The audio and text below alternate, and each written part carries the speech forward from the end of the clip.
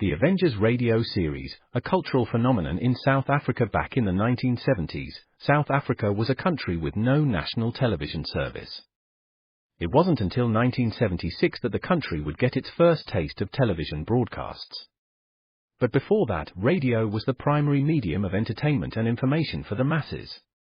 This was the context when The Avengers, a British spy FI series, made its debut on South African radio and became a cultural phenomenon. The Avengers was a British television series that originally aired from 1961 to 1969. The show revolved around the adventures of John Steed, a suave and sophisticated secret agent, and his various female associates. The series was a unique blend of traditional spy thriller elements with science fiction and fantasy, which set it apart from other shows of its time. While the series was hugely popular in the UK and had also made a significant impact in the American markets, being one of the rare British series given a network transmission slot, it was virtually unknown in South Africa. This was primarily due to the lack of a national television service in the country until 1976. However, as a film series, The Avengers was able to gain some exposure in South Africa through film rentals. But it was the launch of the radio series that truly brought The Avengers to the masses in South Africa. Come and listen at www.myclassicradio.net. And stay tuned right now for those two characters of many characters, CBS Radio's Bob and Ray. Now, from approximately coast to coast, Bob, Elliott, and Ray Goulding present the CBS Radio Network.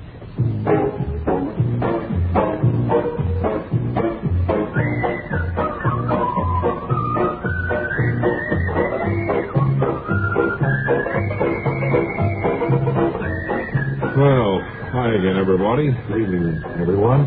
How are you today, sir? Very good. I always get you confused. Are you Bob or Ray? I'm Bob. Right. You're Ray. Right. At least for this show, we will be.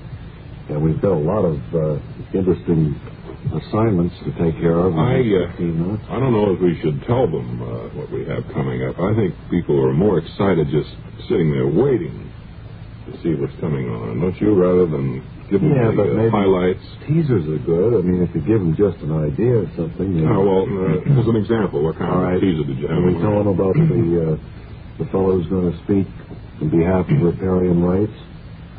No. Can we mention that? Huh? All right. Sure, you'll be along a little bit. Later on, someone will be here to champion riparian rights. Well, I think we better get to the theater critic first.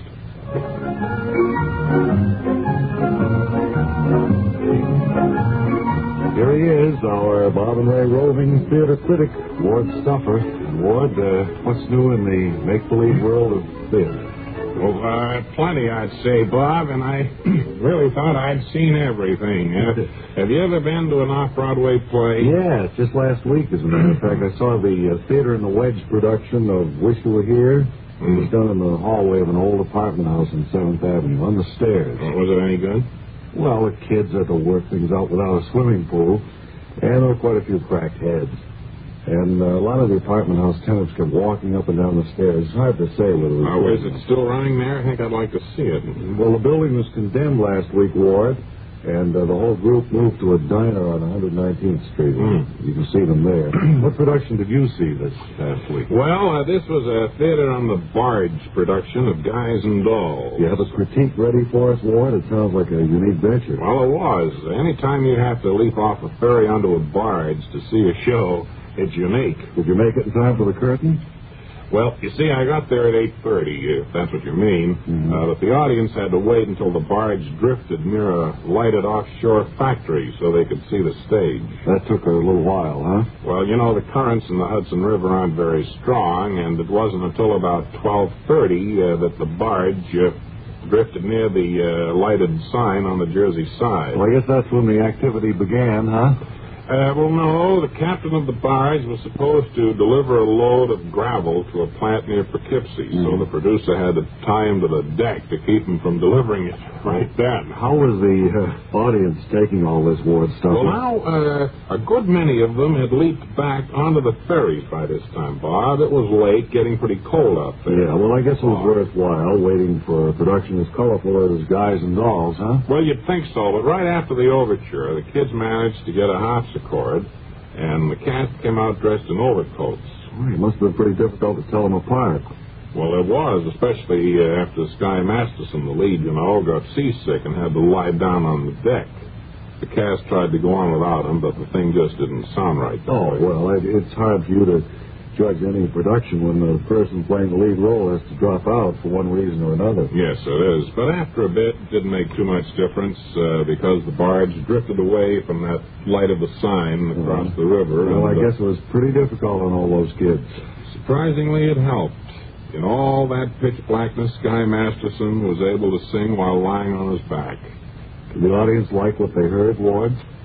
Well, they were busy looking for passing ferries, and by this time, so was I must confess. Finally, a group of us was able to make it onto a ferry headed for Hoboken. Ward, rather than see you waste a visit here, how was the accordionist aboard the ferry? Well, he seemed to have a nice, even pressing action. I suppose that's the way you describe an accordion player. Thanks very much, Ward Stuffer, for another penetrating critique on the crazy, mixed-up world of theater.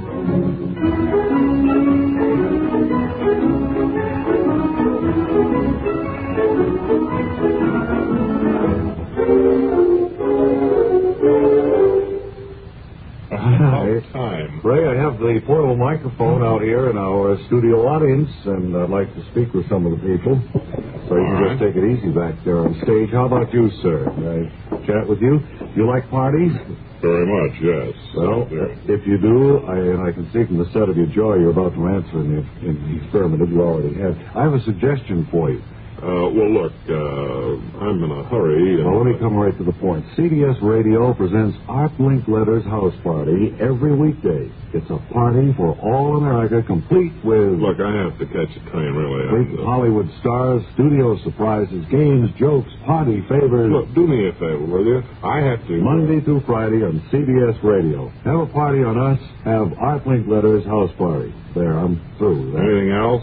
No, that's all I had. Too bad. I have plenty of time now. I see I missed my train. Well, I think I've chatted with you long enough, sir. I wonder if I could just get over here to the other side. Excuse me, man. It's all right. Did I step on your foot? Yes, but that's all right. Lovely little old lady there. Let me see. How about you? Let me say hello to you, will you, sir? How do you do? Yes. Could I have your name and home? Art Linkletter. Art Linkletter, ladies and gentlemen. A pleasure to have you here in our audience in the second week of the Bob and Ray Show, Art. Pleasure to be here. Let me assure you, I enjoy it very much. That's quite a coincidence. We were just talking about your house party. And, what brings you here to New York? Well, we had quite a party. We do every day, of course. Well, I wish I could say that. What brings you to New York, Art Linkletter? Well, I'm here in New York on a little purchasing expedition, you might say. Things that I'll be needing. I suppose props and games and gimmicks for your shows. You don't look quite the way you do on television. What you say? I thought I would recognize it immediately. I say you don't look just as you do on television, Art Linkletter. Is this on TV? No, you are. This is radio, but... That's what I thought, yeah. What do you mean I don't look like I'm on television? Well, I see you there, and I've seen your book. Book? Wonderful book you have about the kids. Well, I took all those pictures. Well, I have them all since they were kids, right up until high school. It's, what? What do you mean? My book. Of all the kids? You mean my kids? No, Leland? Mary? No. Jane? I sense that we've made a slight mistake. You are Art Linkletter. Yes, Art Linkletter. I think, ladies and gentlemen, he is not the Art Linkletter, and I'm sorry that we've taken so much of your time. We did make a mistake. Well, I am the Art Linkletter. Art Linkletter, and it's me. As far as you're concerned, you're the, But you're not the one we were thinking of. That's what I meant. Well, I don't know what you're thinking of. I'm at Linkletter. I have a hardware store in Omaha. Yeah.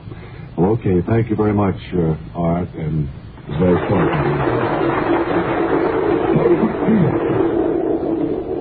And I think it's time for another feature right here.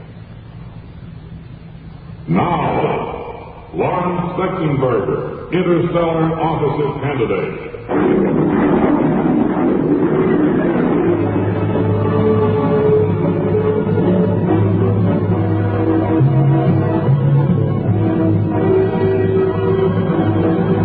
That's right, gang. Chocolate cookies with white stuff in between them brings you another episode of Lawrence Fechtenberger, interstellar officer candidate.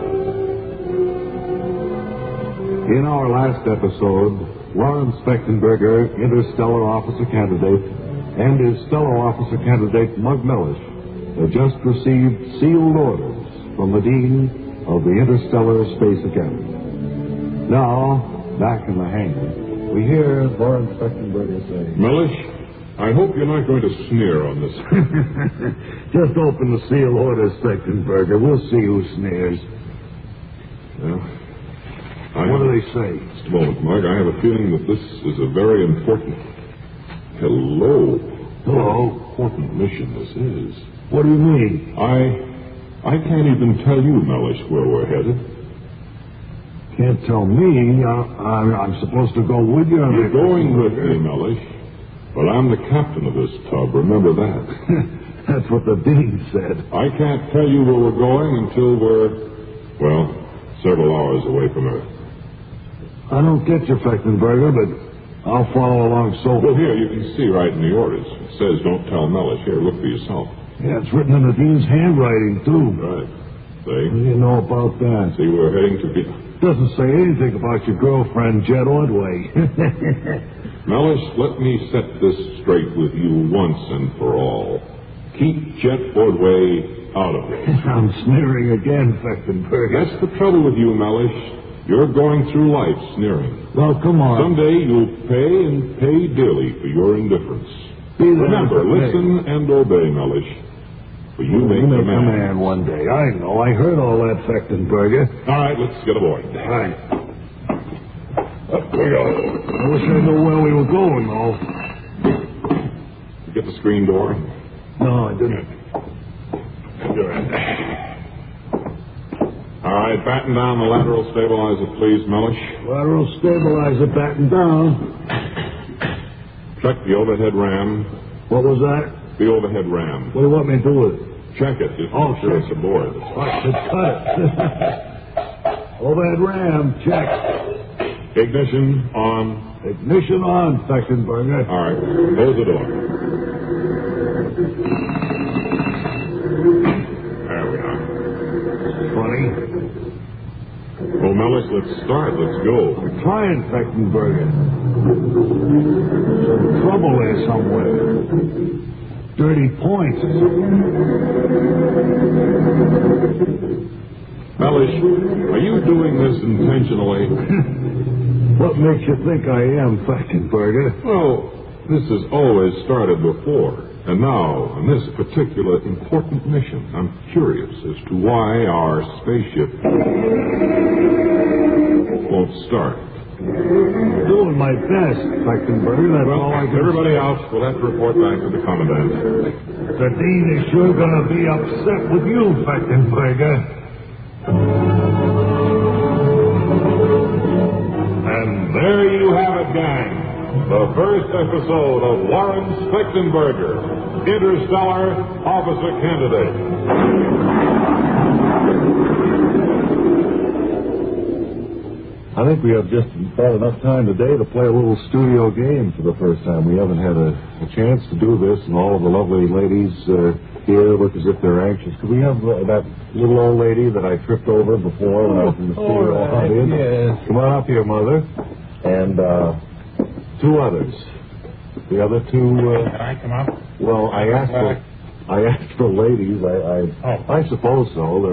None of the other ladies seem to want to play. So it'll be between you, Art, and Okay. and the little old lady. Mrs. Clayton Belmore. Ms. Belmore. You know how we play this little musical game? You have to take your shoes off and run. When you hear the bell, if I ever take them off, I'll never get them on again. Well, all right. That's up to you. I thought it would give you a better chance. Well, all right. You run. When you hear the bell, you run from this microphone to the other end of the studio. Yeah. Ring the bell there. Identify the song that will be played at that point. Right. All right. Step on the balloon and then come back. All right. First one who gets here is the winner. You ready, Art? I'm ready, sure. All right. First, I can beat that old lady. here we go. Start running now. All the way down to the far end of the studio. Who can identify that have song? it. You have it, Miss Belmore. T for 2. T for 2, I'm sorry, is wrong. Art, would you like to take a chance guessing the 2? Well, let me guess. Blue Moon. Blue Moon is close enough. It was called Red Sails in the Sunset, but run back here now. The first one who gets back here wins. Oh, the little old lady fell down. Mrs. Belmore. Well, I guess I win. I guess you do by default or something. What do I win? Well, you don't win anything. It's just that you have the honor of having won our studio game. And that's awful. you'll have 2 tickets to one of next week's shows waiting for you. So that's all, huh? That's all there is to it. Oh, I'm sorry. I'm sorry about that, too, Mrs. Belmore. Well, better luck next time. Well, that's the way with games. Sure. It's been fun. I've enjoyed it. Enter into a game like that. A little round of applause for our 2 fine studio guests. Well, say, we had wonderful better ones, I think. Oh, yeah, we'll have some more deals like that. Awfully sorry again, Mrs. Belmore. That must have stung. Well, that would do it for today, wouldn't it? Yes, it does. Until tomorrow, then, this is Ray Goulding reminding you all to write if you get work. Bob Elliott reminding you to hang by your thumb.